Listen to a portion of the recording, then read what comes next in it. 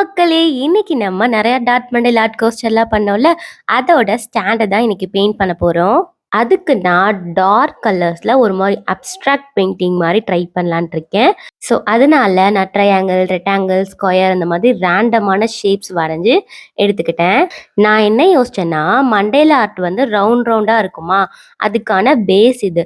அப்ப பேஸ்ல வந்து நம்ம ரவுண்ட் இல்லாம வேற ஏதாவது ஷேப்ஸ் போட்டா எப்படி இருக்கும் அப்படின்னு யோசிச்சேன். ஸ்டார்ட்டிங்ல எல்லா ஷேப்ஸ சுத்தியும் பிளாக் கலர் அவுட்லைன் குடுக்கலாம்னு நெனச்சேன். ஆனா ஃபினிஷ் பண்ணதுக்கு அப்புறம் இத அப்படியே விட்டாலே நல்லா இருக்கும்னு தோணுச்சு.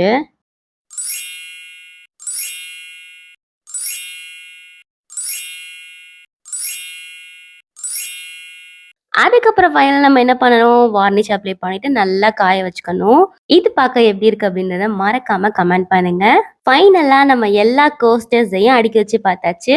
உங்கள நெக்ஸ்ட் வீடியோல பார்க்குறேன். பாய்.